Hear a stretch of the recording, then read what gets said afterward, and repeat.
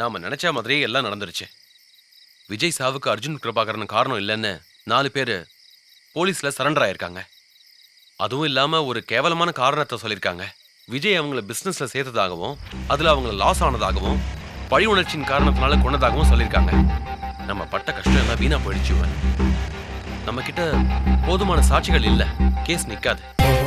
கண்ணு முன்னாடி என் ஃப்ரெண்டை கொண்டான். அவனுக்கு நம்ம யாருங்கிறத காட்டணும். கோர்ட்டுக்குலுங்க சார், எவிடன்ஸ் என்கிட்ட இருக்கு.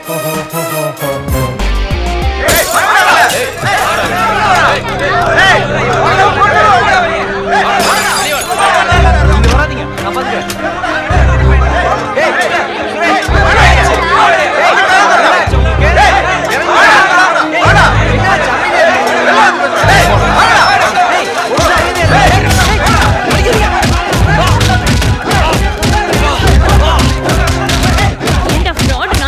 எத்தனை பேர் ஏமாத்துவீங்க?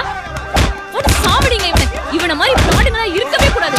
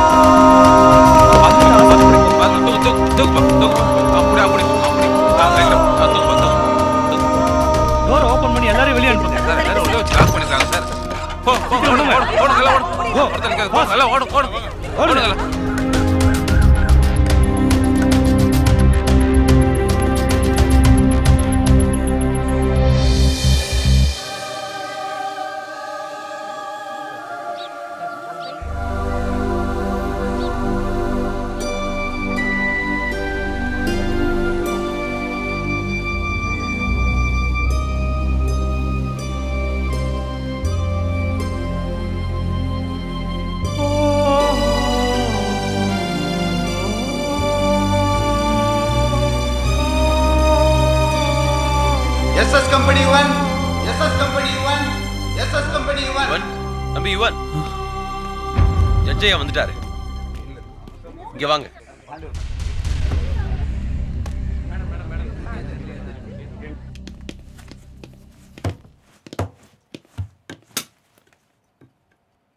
இந்த கேஸை பொறுத்த வரையில் யுவன் போன்ற சமூக விரோதிகளுக்கும் தேச துரோகிகளுக்கும் விசாரணையே தேவையில்லை என்பது என்னுடைய வாதம். பல ஆயிரம் மக்களை மூளை செலவு செய்து எம்எல்எம் என்ற செயின் லிங்க் பிசினஸ் மூலம் பல கோடிகளை சம்பாதித்திருக்கிறார். அது மட்டுமல்லாமல் பயங்கரமான தீவிரவாத அமைப்புகளுக்கு நிதி உதவி புரிந்திருக்கிறார். அதற்கான சான்றுகள் தங்களுடைய பார்வைக்கு வைக்கப்பட்டுள்ளது. இவர் பார்ப்பதற்கு பள்ளியில் படிக்கும் மாணவன் போல் இருந்தாலும் இவர் செய்த குற்றங்கள் எண்ணில் அடங்காதவை. இவர் போன்ற இளம் குற்றவாளிகளை தண்டிப்பதனால் மட்டுமே நாளைய இளைஞர் சமுதாயத்தை காப்பாற்ற முடியும்.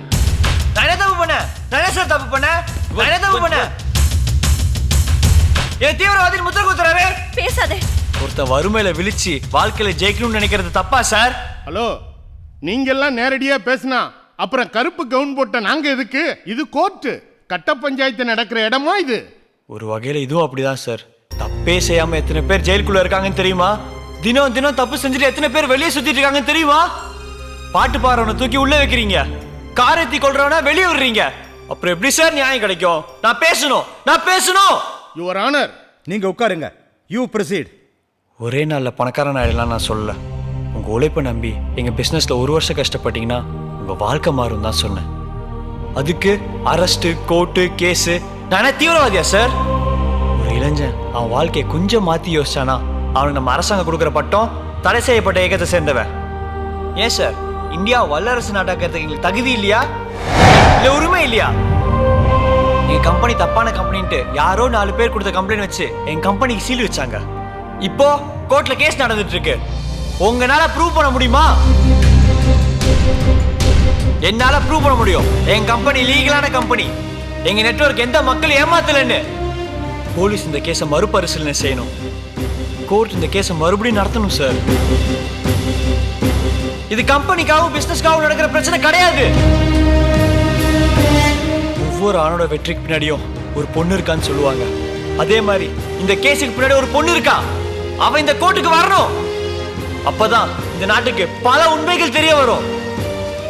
மை லார்ட், எஸ்எஸ் மார்க்கெட்டிங் கம்பெனியோட லாயருங்கிற முறையில யுவனுக்காக நான் மன்னிப்பு கேட்டுக்கிறேன். யுவன் குற்றமற்றவர்னு நிரூபிக்கிறதுக்கு எங்ககிட்ட நிறைய சாட்சிகள் இருக்கு. அவருடைய கோபத்துக்கும் ஆதங்கத்துக்கும் காரணம் இருக்கு. கணம் நீதிபதி அவர்களே, இந்த கேஸ் சம்பந்தப்பட்ட நிறைய சாட்சிகளை விசாரிக்க வேண்டும். அதில் தமிழ்நாட்டில் உள்ள முக்கிய விஐபிகளும் அடக்கம். ஆகையால் எங்கள் தரப்பு விசாரணைக்கு கால அவகாசம் தரும்படி நீதிபதியை பணிவன்புடன் கேட்டுக்கொள்கிறேன். குற்றம் சாட்டப்பட்டவரின் தரப்பில் சாட்சிகளை விசாரிக்க வேண்டியிருப்பதால் வருகிற 24ஆம் தேதிக்கு தள்ளி வைக்கிறேன். Court is dismiss.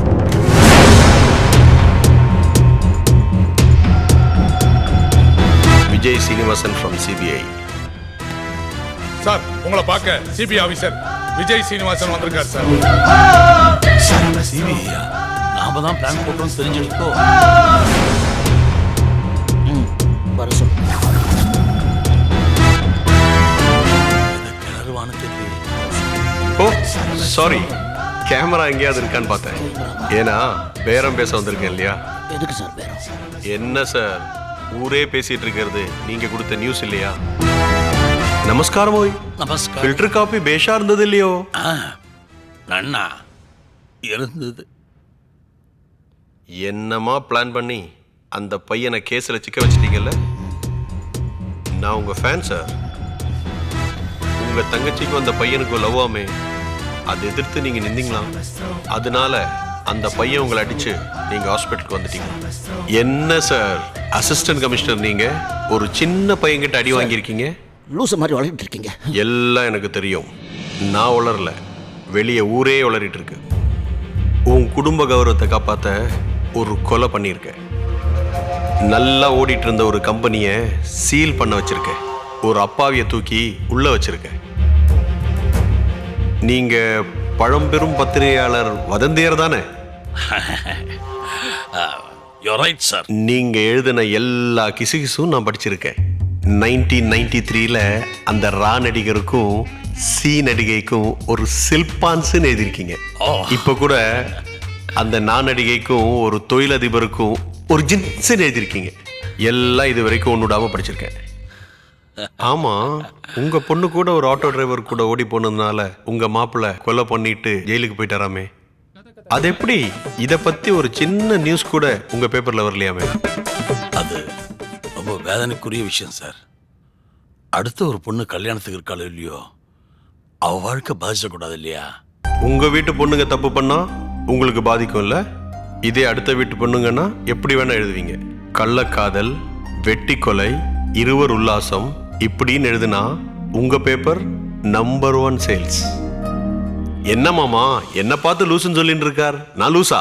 சொல்லுங்க. எந்த மடப்பைய சொன்னா? சார் வந்து இப்போ ஒன்றும் குடிமொழிக்கு போகல. 2 கோடி ரூபாய் நீ கொடுத்தா இந்த கேஸ்லேருந்து நீ ஜெயிலுக்கு போகாம நான் பாத்துக்கிறேன். இந்த உலகத்திலேயே நம்பர் 1 உத்தமன் நீன்னு சிபிஐ ரிப்போர்ட் நான் தரேன். தெரியும் பிரதர். நம்ம டிபார்ட்மெண்ட் இருந்தால 2 கோடி இல்லனா 5 கோடி பணத்தை ரெடி பண்ணிட்டு மாமா கிட்ட கொடுத்துறாதீங்க. நான் வந்து வாங்கிக்கிறேன். மாமா, அடுத்த வாரம் புயல் ஜெயிலுக்கு ஒரு வேலையா வருவேன். நீங்க அங்க இருப்பீங்களா? பேஷா வந்துட்டா போச்சு. புயல் ஜெயிலா? நீக்கங்கண்ட வேலை? யார் இவன்? பார்த்தா நம்மால் மாதிரி தெரியுதா? பேச்சு வேற மாதிரி இருக்கே.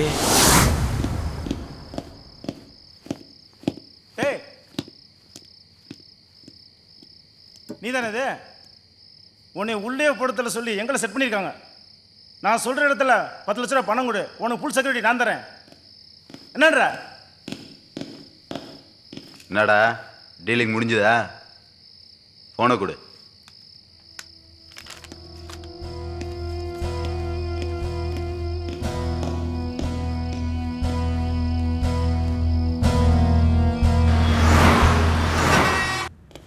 சார், வெளியே ஒருத்தன் ஷாருக் கான் சொல்லி சிஎம் தெரியும் பிஎம் தெரியும் சொல்லி ஒரு ரகலை பண்ணிட்டுக்கிறான் சார். வர சொல்ல அவனை. Yes sir. சத்திய சோதனை. வணக்கம் சார். பேர் என்னடா? ஷாருக் கான் சார். ஷாருக் கான். எந்த சிஎம் எந்த பிஎம் தெரியும் உனக்கு? அவங்க எல்லாம் கார்ல போகும்போது சிக்னல்ல பார்த்துருக்கேன் சார். மூஞ்சியும் முகரையும் பாரு. Pavadarayan son of Nadarayan. ஷாருக் கான் சொன்ன உண்மையான பேர் பாவாடை ராயன் தான் சார். ஆனா என்னுடைய படிப்புக்கும் அளவுக்கும் திறமைக்கும் இந்த பேர் செட் ஆகல சார். அதனால ஷாருக் கான் மாத்திட்டேன் சார். இப்போ இல்ல டீனேஜ் பெண்களுக்கு அந்த பேர் தான் சார் பிடிச்சிருக்கு. நீ தாண்டா அந்த டான்ஸ் மாஸ்டரை சாட்டையில் அடிச்சு ஆட சொன்னது? சார் நான் இல்லை சார், அது எங்க அண்ணன் அமீர் கான் சார். டேய் சட்டை கைட்றா கைட்றா. கழட்டவா சார்? பேண்டை கழட்டவா சார்? டேய் ஆறா டான்ஸ் ஆடுறா.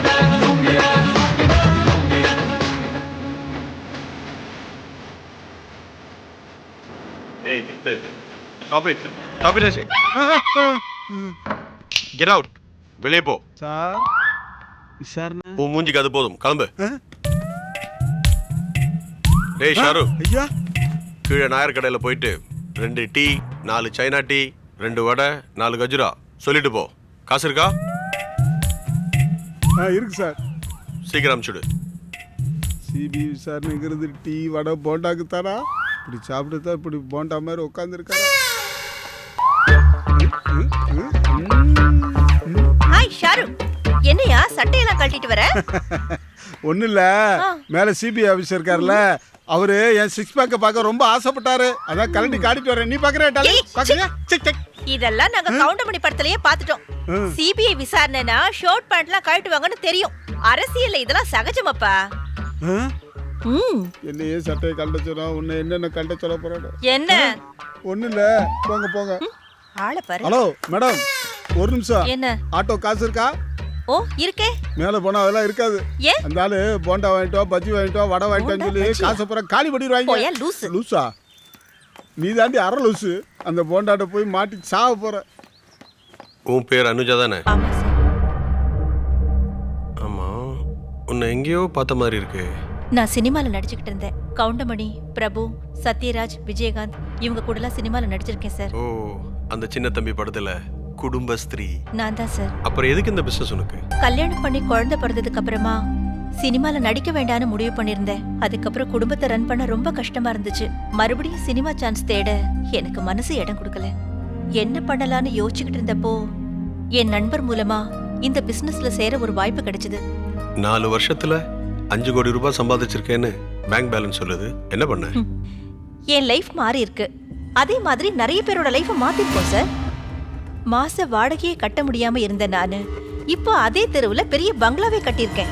நெட்வொர்க்கர்னா ஃப்ராடு, ஆளை ஏமாத்துறவங்கன்னு சொல்றாங்க. நீ ஒரு லேடி, அதுவும் செலிபிரிட்டி, எப்படி இந்த பிசினஸ் பண்ண? இந்த உலகத்துல தப்பா பேசுற நிறைய விஷயங்களை மக்கள் சரின்னு ஏத்துக்கிட்டு இருக்காங்க. இந்த எம்எல்எம் பிசினஸ் கடவுள் எனக்கு கொடுத்த வரமா நான் நினைக்கிறேன். இந்த பிசினஸ் தப்புன்னு நீங்க நிரூபிச்சிட்டீங்கன்னா நீங்க என்ன தண்டனை கொடுத்தாலும் அதை நான் ஏத்துக்க தயாரா இருக்கேன் சார். உன்னோட சேர்த்து தமிழ்நாடு முழுக்க 40 பேர் சிக்கி இருக்காங்க. 100 கோடி ரூபாய்க்கு மேல சம்பாதிச்சிருக்காங்க. அலிபாபாவும் 40 திருடர்களும்.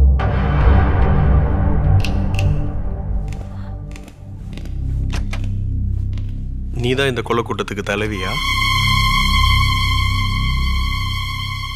எல்லார்கிட்டையும் கேட்டு 2 கோடி ரூபாய் கலெக்ட் பண்ணி தெரியா?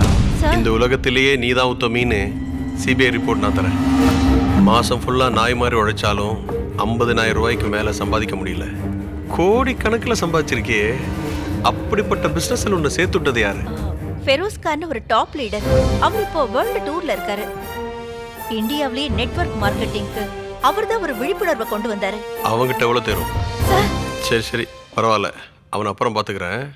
உன் ஃபோன் நம்பர் கொடு, நைட் கூப்பிடுறேன். 9455588401. உன் பேர் என்ன? ஜேம்ஸ். எவ்வளோ நாள் இந்த பிசினஸ்ல இருக்க? 4 வருஷமா சார். பேங்க்ல இருக்கு இல்லையா? உன் பேர் என்ன? அமிதாப் சார். நீ தான் அந்த ஷாருக் கானுடைய ஃப்ரெண்டா? சார், நீங்க எங்கேயாவது ஃபாரின் போயிடுறீங்களா? இங்க நிலைமை ரொம்ப மோசமா இருக்கு. சிபிஐ கூட உங்களை தேடிக்கிட்டு இருக்கு.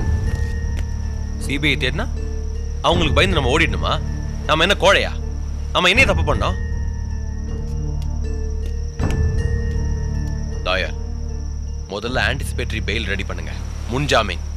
அதுக்கப்புறம் யுவனையும் அவனோட அசோசியேட்ஸையும் ரிலீஸ் பண்றதுக்கு எப்படியாவது ஒரு வழி பண்ணுங்க.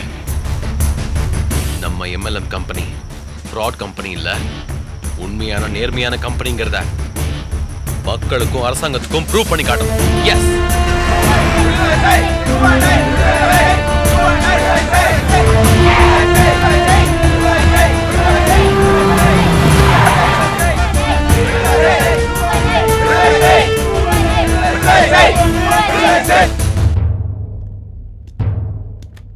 Your honour, city commissioner Shankarlal அவர்களை விசாரிக்க அனுமதி வழங்குமாறு கேட்டுக்கொள்கிறேன். எஸ்எஸ் மார்க்கெட்டிங் கம்பெனியை சீல் வைக்கிறதுக்கான அனுமதியை கொடுத்தது யாரு? புகாரின் அடிப்படையில் அந்த கம்பெனியை நாங்கள் தேடி போகும்போது அங்கே பெரிய கலவரமே நடந்துட்டு இருந்தது. மேலெடுத்த உத்தரவுப்படி நாங்கள் அந்த கம்பெனிக்கு சீல் வச்சிருக்கோம். நீங்க எதுக்கு ஷாருக் கான் அரெஸ்ட் பண்ணீங்க? ஐயா தான் சார் சொன்னார் அரெஸ்ட் பண்ண சொல்லி. No this point your honour. அடுத்ததாக சிபிஐ அதிகாரி விஜய் ஸ்ரீனிவாசனை விசாரிக்க அனுமதி வழங்குமாறு தாழ்மையோடு கேட்டுக்கொள்கிறேன். CBI officer Vijay Srinivasan. விஜய் ஸ்ரீனிவாசன். விஜய் ஸ்ரீனிவாசன். இந்த வழக்கு சம்பந்தமா உங்க சிபிஐ ரிப்போர்ட்டை பத்தி தெரிஞ்சுக்கலாமா? ஷூரா தெரிஞ்சுக்கலாம். முதல்ல இந்த கம்பெனிக்கும் ஏதாவது தீவிரவாத இயக்கத்துக்கும் தொடர்பு இருக்கான்ற கோணத்துல தான் விசாரணை ஆரம்பிச்சோம். அதுக்கப்புறம் இது சம்பந்தப்பட்ட ஒவ்வொருத்தரையும் சிபிஐ என்கொயரி பண்ணும். நான் முடிச்சுட்டு வெளியே வரச்ச ஒரு நிமிஷம்.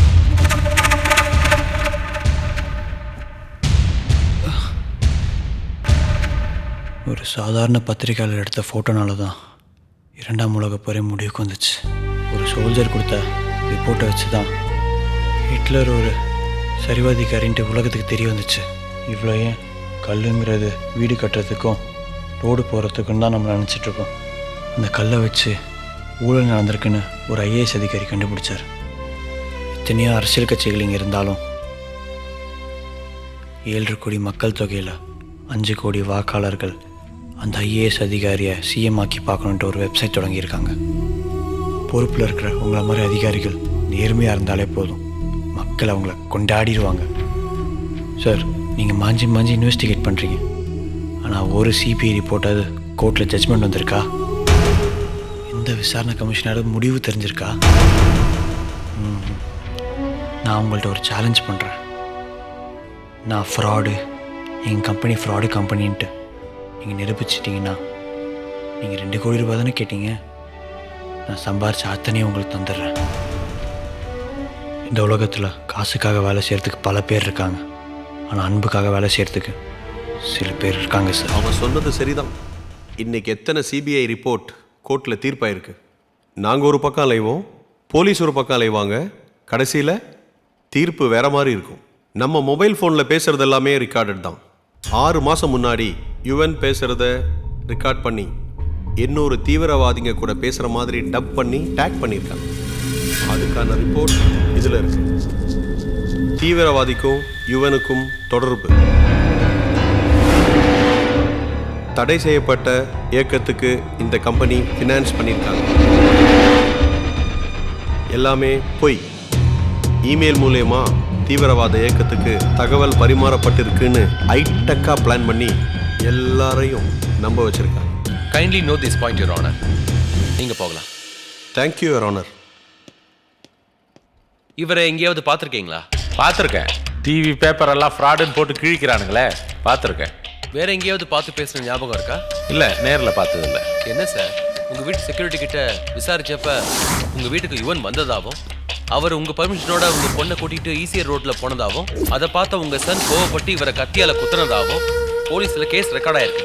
இவன் என் வீட்டுக்கு வந்து என் பர்மிஷனோட என் பொண்ணை தூக்கிடுவானாக்கும். கையை காலை உடைச்சிட மாட்டேன். அப்ப இவர் உங்க வீட்டுக்கு வரலடா மண்ணாங்கட்டி. Order order order. Sorry your honour, sorry. அப்ப இவர் வீட்டுக்கு வந்தாரா இல்லையாங்கிறது உங்க வீட்டு சிசிடிவி பதிவை பார்த்தா தெரிஞ்சிடும் இல்லையா? ஓ, இப்போ நீ எதிர்கட்சிக்காரங்களா என் வீட்டுக்கு யார் வராங்க போறாங்கன்னு பார்க்கறதுக்கு? என்னையும் வெளிநாட்டில் இருக்க என் பொண்ணையும் தேவையில்லாம இந்த கேஸ்ல கோத்து விட பார்க்குறாங்க யுவர் ஆனர். இதெல்லாம் பார்த்தா அரசியல் பண்ண முடியுமா? என் ஜாதிக்காரனுக்கும் என் கட்சிக்காரனுக்கும் இந்த விஷயம் தெரிஞ்சா தமிழ்நாடை பத்திக்கிட்டு இருக்கும் your honour. No this point your honour. Okay sir, நீங்க போகலாம். Thank you your honour. Assistant commissioner Arjun கிருபாகரனை விசாரிக்க வேண்டுகிறேன். Assistant commissioner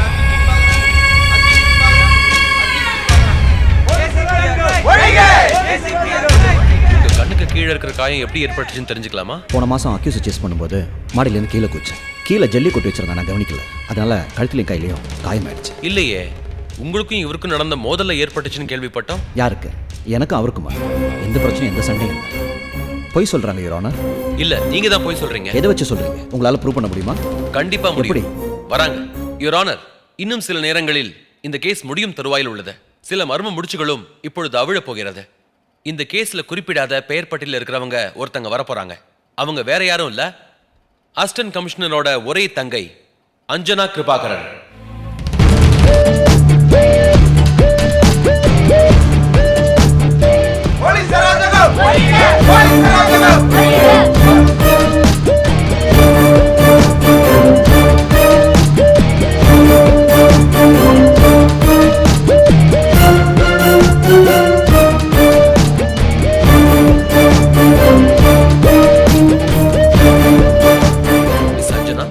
welcome to India. எப்போ வந்தீங்க ஃபாரின்ல இருந்து? நான் இப்போ ஃபாரின் போனேன். உங்க அப்பா மினிஸ்டர் தான் சொன்னாரு நீங்க ஃபாரின்ல இருக்கிறதா. அது போய் note this point your honour. இங்க இருக்கிற அர்ஜுன் கிருபாகரன் உங்க அண்ணன் தானே? எஸ். இவர் யாருன்னு தெரியுதா? தெரியும், என்னோட லவர். பாத்துமா, உங்க அண்ணன் இருக்காரு, உங்க அப்பா இருக்காரு, தைரியமா சொல்ற. நான் யாருக்கும் பயப்படணும்னு அவசியம் இல்லை. பரவாயில்லம்மா, ரொம்ப ஸ்ட்ராங்கா தான் இருக்க. என்ன நடந்ததுன்னு கொஞ்சம் விளக்கமா சொல்ல முடியுமா? இப்போ இந்த கோர்ட்ல யுவன் குற்றவாளியா நிக்கிறதுக்கு என் அண்ணன் தான் காரணம். அதுக்கான ஆதாரம் இந்த பென்ட்ரைவ்ல இருக்கு.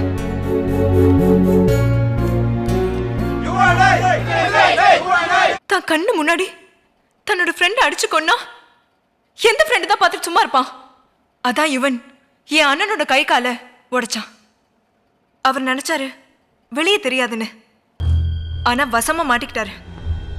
அங்க இருந்த சிசிடிவி கேமரால எல்லாம் ரெக்கார்ட் ஆயிடுச்சு. அதுக்கான ஆதாரமும் நான் கொடுத்த பென்ட்ரைவ்ல இருக்கு.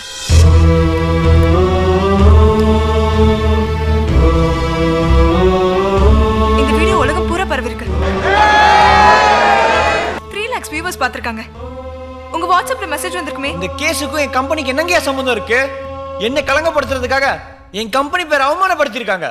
ஃப்ராடு பிஸ்னஸ், ஏமாத்துற கம்பெனி, எங்களுக்கு தீவிரவாதிகளுக்கு சம்மந்தம் இருக்குன்ட்டு பிரஸ், மீடியா, இன்டர்நெட்னு என் கம்பெனி பேர் அசிங்கப்படுத்திட்டாங்க. ஒவ்வொரு வருஷமும் பட்டப்படிப்பு, இன்ஜினியரிங், MBA முடிச்சுட்டு லட்சக்கணக்கான மக்கள் லட்சமா கடன் வாங்கிட்டு படிப்பு முடிக்கிறாங்க. அதில் 10% தான் சார் வேலையே கிடைக்குது. மீதி எல்லாரும் வேலை இல்லாமல் எம்ப்ளாய்மெண்ட் எக்ஸ்சேஞ்சில் அப்ளை பண்ணிட்டு விஐபியா வீட்டுக்கும் நாட்டுக்கும் பாரமா தண்டச்சோறுன்ற பட்டத்தோட ஏசி மாலு, பீச்சு, பார்க்குன்னு சுற்றிட்டு இருக்காங்க சார். அமெரிக்கா, சிங்கப்பூர், மலேசியா இந்த நாடுகள்லாம் இந்த மாதிரி பிரச்சனை இல்லை சார். ஏன்னா நெட்வொர்க் மார்க்கெட்டிங் அங்கே அங்கீகாரம் பண்ணியிருக்காங்க. நம்ம நாட்டில் தான் நெட்வொர்க் மார்க்கெட்டிங்னா ஆளை பிடிக்கிற பிஸ்னஸ், ஃப்ராடு கம்பெனின்னு அசிங்கப்படுத்துறாங்க, கேவலப்படுத்துறாங்க. யார் இங்கே ஃப்ராடு பண்ணல? சிறு வியாபாரிலேருந்து பெரு வியாபாரி வரைக்கும் எல்லாருமே இங்கே ஃப்ராடு பண்ணுறாங்க. தினம் மக்களை ஏமாத்திட்டு இருக்காங்க. ஒரு பஞ்சமோ வெள்ளமோ வந்தா வியாபாரிங்க திருடங்களா மாறிடுறாங்க. எல்கேஜி படிக்கிற ஸ்கூல்ல இருந்து காலேஜ் வரைக்கும் டொனேஷன் பேர்ல ஊழல். அதை முடிச்சு வேலைக்கு போனா அங்கேயும் ஊழல். இன்ஜினியரிங் செக்டார்ல ஊழல், பேங்கிங் செக்டார்ல ஊழல், மெடிக்கல் செக்டார்ல ஊழல், ஐடி செக்டார்லயும் ஊழல். ஏன் நம்ம நாட்டை வழி நடத்துற அரசியல்ல மிகப்பெரிய ஊழல். ஊழலே இல்லாத ஒரு புனிதமான தொழில்னா அது நெட்வொர்க் மார்க்கெட்டிங் தான் சார். தானும் ஜெயிச்சு மற்றவங்களையும் ஜெயிக்க வைக்கிற ஒரே தொழில் நெட்வொர்க் மார்க்கெட்டிங் தான் சார். எத்தனையோ ஹவுஸ் ஒய்ஃப் அவங்க கிடைக்கிற கொஞ்ச நேரத்தில் இந்த நெட்வொர்க் மார்க்கெட்டிங்கை பண்ணி எவ்வளவோ சம்பாரிச்சு வாழ்க்கையில் சந்தோஷமா இருக்காங்க. எத்தனையோ காலேஜ் போகிற ஸ்டூடெண்ட்ஸ் இந்த நெட்வொர்க் மார்க்கெட்டிங்கை பண்ணி அவங்க பேரண்ட்ஸ்க்கு எவ்வளோ சப்போர்ட்டிவாக இருக்காங்க தெரியுமா? நாங்கள் ஒரு சேல் பண்ணோன்னா கவர்மெண்ட் கட்ட வேண்டிய வரி போக பேலன்ஸை தான் சார் பே அவுட் கமிஷனாக வாங்குறோம். இங்கே விளம்பரன்ற பேரில் உலக அழகிகளையும் சினிமா ஸ்டார்ஸையும் கூட்டிகிட்டு வந்து உயிருக்கு உழ வைக்கிற உணவுப் பொருட்களை சேல் பண்ணிட்டு இருக்காங்க. நாங்கள் என்ன அப்படியே சார் பண்ணுறோம்? வாய்வெளி விளம்பரம் மூலயமா மக்கள் நேரடியாக சந்திச்சு நாங்கள் சேல் பண்ணிட்டு இருக்கோம் சார். சினிமாக்காரங்க விளம்பரத்தில் நடிச்சு வாங்குற சம்பளத்தை நாங்கள் உழைச்சி வாங்கிட்டு இருக்கோம் சார். இந்த பிஸ்னஸை லீகலா, எத்திக்கலா, ஹலாலான முறையில் பண்ணிட்டு இருக்கோம் சார். மோரை தெருவா கூவி வித்தாலும் யாரும் வாங்க மாட்டாங்க. ஏன்னா அது நல்ல பொருள். சாராயத்தை மூடி மறைச்சு வித்தாலும் வாங்கிடுவாங்க. ஏன்னா அது கெட்ட பொருள். நல்ல பொருள் மக்கள்கிட்ட போய் சேர்றதுக்கு கொஞ்சம் நாளாகும் சார்.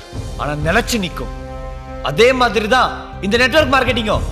இப்போ கோஷம் போடுறவங்களாம் நாளைக்கு இந்த நெட்வொர்க் மார்க்கெட்டிங் தான் பண்ணுவாங்க சார். எங்களை மாதிரி நேர்மையான மக்கள் ஏமாத்தாத MLM கம்பெனிஸ்க்கு நீங்க தான் சார் ஒரு ஆதரவு தெரிவிக்கணும்.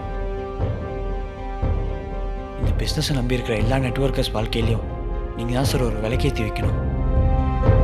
நெட்வொர்க்கர்ஸ்னாலே ஏமாத்துறவங்க கிடையாது, சமூகத்தில் அந்தஸ்து உண்டாக்குறவங்கிற நல்ல பேர் வரணுங்க ஐயா. நம்ம நாட்டில் வேலை வாய்ப்பு இல்லாததுனால எத்தனையோ பேர் தன் அழகான குடும்பத்தை விட்டுட்டு ஃபாரினில் போய் கஷ்டப்படுறாங்க. ஆனால் ஃபாரினில் இருக்க யாராவது நம்ம ஊருக்கு வந்து கஷ்டப்படுறாங்களா? ஏன்? ஏன்னா ஃபாரினில் இருக்கிற மாதிரி வேலை வாய்ப்பு நம்ம நாட்டில் இல்லை சார். கண்டிப்பாக நெட்வொர்க் மார்க்கெட்டிங் மூலியமா வேலையில்லா திண்டாட்டத்தை ஒழிக்க முடியுங்க ஐயா. அது மட்டும் இல்லாமல் இந்தியா வல்லரசு நாடா மாற்ற முடியும் ஐயா. எங்களை மாதிரி MLM பண்ணணும்னு நினைக்கிற யங்ஸ்டர்ஸ்க்கு நீங்கள் ஒரு நம்பிக்கையை ஊட்டணும் ஐயா. நீங்கள் சொல்ல போகிற தீர்ப்பு இந்திய இளைஞர்கள் தலையெழுத்தை மாற்றணும் சார்.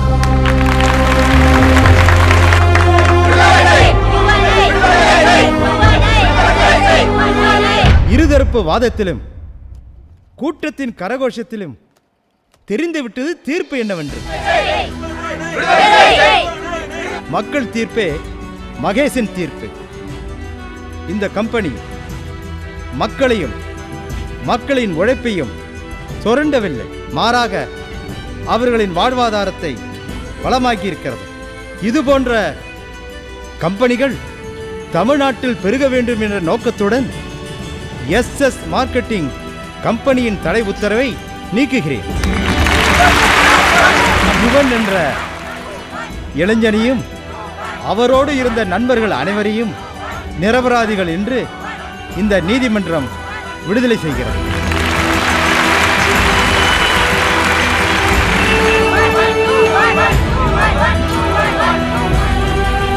தன் பதவியை தவறாக பயன்படுத்தி அதிகாரத்தை கையில் வைத்துக்கொண்டு ஒரு அப்பாவி இளைஞனை கொலையும் செய்திருக்கிறார் என்று தெள்ளத் தெளிவாக தெரிகிறது. ஆகவே EPCO 307வது சட்டப்பிரிவின் கீழ் அசிஸ்டன்ட் கமிஷனர் அர்ஜுன் கிருபாகரனுக்கு ஆயுள் தண்டனை விதிக்கிறேன்.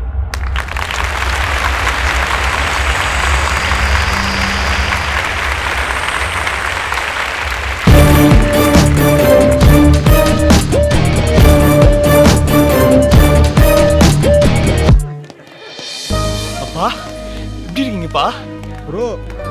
ப்ரோ இப்பதான் உயிரே ப்ரோ. ஹலோ, நான் தான் லாயர் விட்டு பேச சொல்றேன்ல, நீங்க பாட்டு அரெஸ்ட் பண்ணிட்டு போறீங்க. பண்ணட்டும், கோர்ட் ஆர்டர். அட போயா, சாருக்கே தெரியுமே. அர்ஜுன் நான் இருக்கேன்ப்பா. தம்பி அர்ஜுன் பாருப்பா.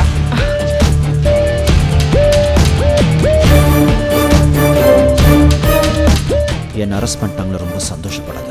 அசிஸ்டன்ட் கமிஷனராக இருந்த உடனே ஆயுள் தண்டனை கைதி ஆகிட்டேன் பார்த்தியா? சில பேர் நினச்சிப்பாங்களாம் ஒரு தடவை ஜெயிச்சா உலகத்தையே ஜெயிச்ச மாதிரின்னு. என்ன பார்க்குற? ஆனாலப்பட்ட அலெக்சாண்டரே இந்திய மன்னர் போரஸ் கிட்ட மண்ணை கவுனா. நீலாம் ஏமாத்திரம். எங்கள் இளைய தளபதி சொன்ன மாதிரி வாழ்க்கை ஒரு வட்டம்டா. அதில் ஜெயிக்கிறவன் தோப்பான், தோக்குறவன் ஜெயிப்பான். உன் தங்கச்சி கல்யாணத்துக்கு இன்விடேஷன் அனுப்புறேன். ஜெயிலில் ஜாமீன் கிடைச்சா வந்துட்டு போ. பட்டா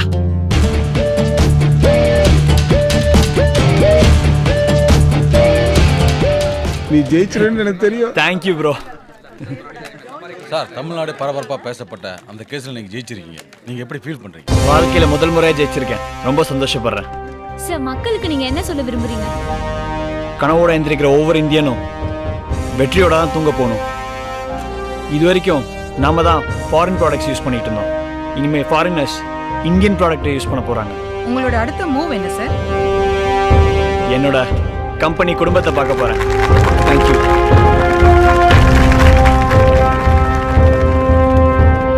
டார்லிங், கேஸ் தான் முடிஞ்சுல? எவ்வளவு நாள் தான் லவ் பண்றது? கல்யாணம் பண்ணிக்கலாமா? யோ, உனக்கு கொஞ்சமாவது மூளை இருக்காயா? எனக்கு கல்யாண வயசுல ஒரு பொண்ணு இருக்கா. பொண்ணு இருக்கா? ஆமா. எங்க பொண்ணை காட்டு. ஆத்தாளோட பொண்ணு சூப்பர். ஐயன் தங்க. ஆமா, எனக்கு கல்யாணம் பண்ணிச்சு நீ மாமியார் ஆயிரு. விக்க புடிங்கற தேங்காய் பல்ல கடல் பண்ணி மாதிரி இருந்துட்டு உனக்கு ஏன் பொண்ணு கேக்குதா? அவ்வளவுதான் ஒண்ணு. அன்னைக்கே சந்தான சொன்னாரு உன்கிட்ட. நானா இவளா? ஷாருக் கான். எந்த கஷ்டமும் நிரந்தரம் இல்லை, இதுவும் கடந்து போகும்னு எங்கள் அம்மா சொல்லுவாங்க. இந்த உலகத்தில் திறமை இல்லாதவன் திறமைசாலி,